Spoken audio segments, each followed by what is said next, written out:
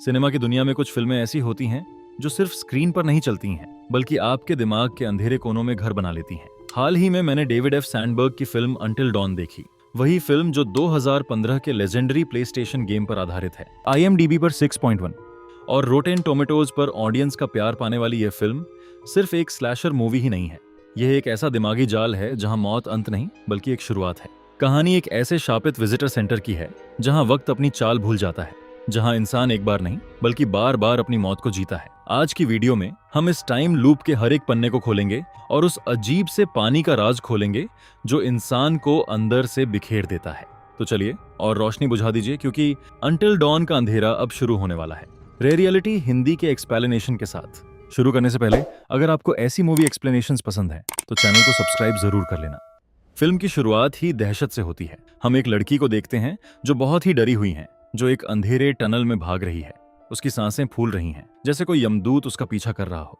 वो जमीन खोदकर निकलने की कोशिश करती है, लेकिन अफसोस एक नकाबपोश साया उस तक पहुंच जाता है और वो दर्दनाक तरीके से मार देता है।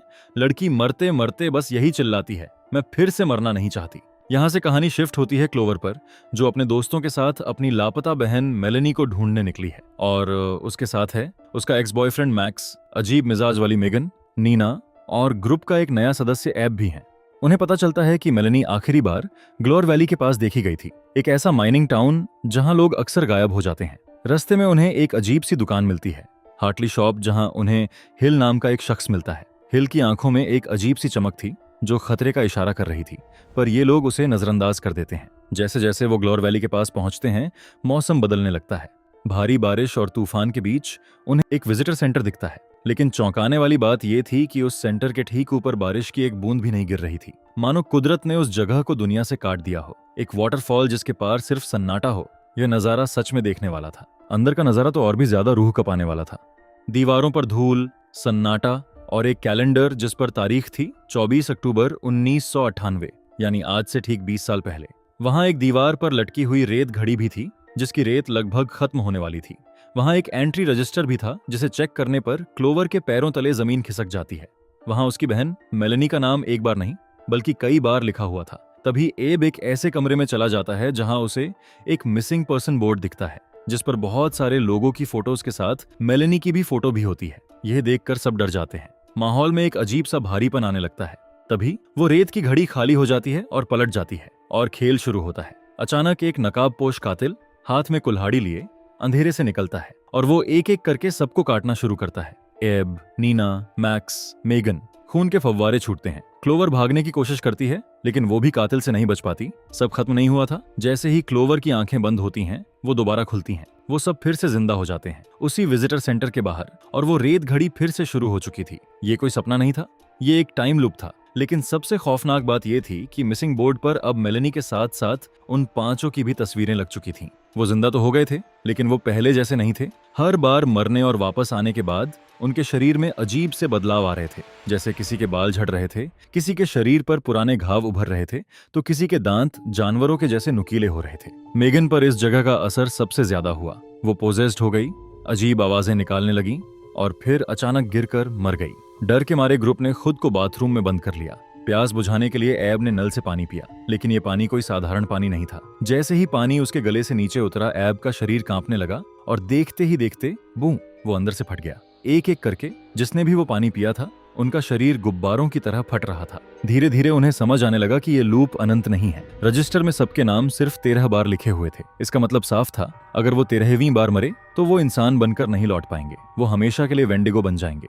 वो राक्षस जो भूख और दर्द से बना है। इस पहेली का सुराग उन्हें बेसमेंट में मिलता है। वहां एक पुराना VHS टेप मिलता है जिसमें डॉक्टर हिल का सच कैद था। हिल कोई दुकानदार नहीं बल्कि एक पागल वैज्ञानिक था, और वो देखते हैं कि 20 साल पहले ग्लोर वैली में एक भयानक माइनिंग हादसा हुआ था जिसमें 1100 लोग मारे गए थे, और जो बचे वो गहरे ट्रॉमा में चले गए थे। हिल का मानना था कि इंसान का डर और उसका दर्द अगर हद से गुजर जाए तो वो एक राक्षस का रूप ले लेता है। वो वेंडिगो बन जाता है। वो इन लोगों को ठीक नहीं कर रहा था बल्कि उन पर एक्सपेरिमेंट कर रहा था।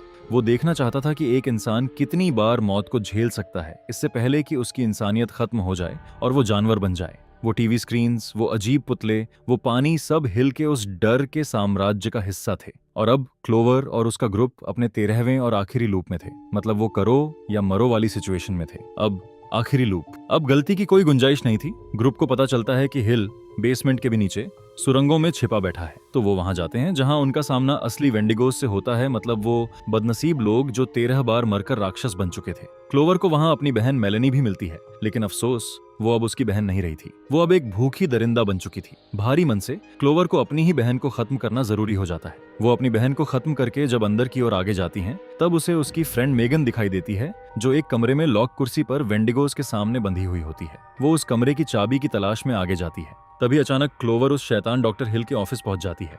हिल मजे से चाय पी रहा था, अपनी जीत पर मुस्कुरा रहा था। वो क्लोवर को समझाता है कि ये सब उसके दिमाग का ही खेल है, लेकिन क्लोवर ने एक चाल चल दी थी। वो चुपके से हिल की चाय में डैमेज पाइपलाइन से टपक रहा वही जहरीला पानी मिला देती है। हिल जैसे ही भाषण देते हुए चाय की चुस्की लेता है, कुछ ही देर में उसका अहंकार और उसका शरीर दोनों एक झटके में फट जाते हैं। हिल के मरते ही वो कैद कमजोर हो जाती है। क्लोवर उस कमरे से चाबी लेकर मेघन को बचाती है और अपने बचे हुए दोस्तों को लेकर टनल की तरफ भागती है। वो भागते हैं, पीछे वेंडिगोस की फौज हैं और आगे उन्हें उम्मीद की एक किरण दिखाई देती है। और ठीक उसी वक्त जब सैंड क्लॉक का आखिरी कण गिरने वाला था, वो टनल से बाहर की ओर छलांग लगा देते हैं। सूरज निकलने लगता है, वो सब जिंदा बच जाते हैं और वो सब आजाद हो जाते हैं। लेकिन क्या सच में यह झाल अब खत्म हो गया? फिल्म के आखिरी सीन में हम देखते हैं कि वो लोग कार लेकर वापस जा रहे होते हैं, लेकिन तभी सीन चेंज होता है और मौसम अचानक बदल जाता है। बारिश की जगह अब बर्फ गिरने लगती है। कैमरा पैन करता है और हमें वही सर्विलेंस रूम दिखता है जहां कई स्क्रीन्स पर अब भी वही विजिटर सेंटर दिख रहा था। इसका मतलब क्या है दोस्तों? इसका मतलब है अभी तक वो झाल खत्म नहीं हुआ है और भी लोग गायब होते हैं और उन्हें खोजने वाले भी। हिल तो मर गया था, फिर भी ऐसा क्यों हो रहा था? इन सवालों का जवाब अभी तक नहीं मिला है। मतलब इन सब सवालों का जवाब हमें आने वाले सीक्वल में देखने को मिलेगा। फिल्म हमें पूरी तरह उलझाकर खत्म होती है और बहुत सारे सवाल भी, क्या हम अपने डर से कभी सच में भाग सकते हैं या डर वेंडिगो बनकर हमेशा हमारे पीछे रहता है? तो दोस्तों, ये थी अनटिल डॉन की वो खौफनाक कहानी जहां वक्त का पहिया इंसान को तब तक मारता है जब तक वो खुद अपना अस्तित्व न भूल जाए। फिल्म खत्म हो गई, लेकिन एक सवाल अभी भी हवा में है। अगर आप क्लोवर की जगह होते और आपको पता चलता कि बचने का सिर्फ एक ही रास्ता है, 13 बार अपनी मौत को गले लगाना, तो क्या आप इतनी हिम्मत जुटा पाते या हार मान लेते? मुझे नीचे कमेंट्स में जरूर बताना। मैं हर एक कमेंट का रिप्लाई दूंगा। ऐसे ही अनसुने और डरावने किस्सों के लिए अभी के अभी सब्सक्राइब करें अपने चैनल रे रियलिटी हिंदी को। घंटी दबाना मत भूलना, ताकि अगली बार जब हम डरावनी कहानी लेकर आएं तो सबसे पहले आपके फोन की घंटी बजे।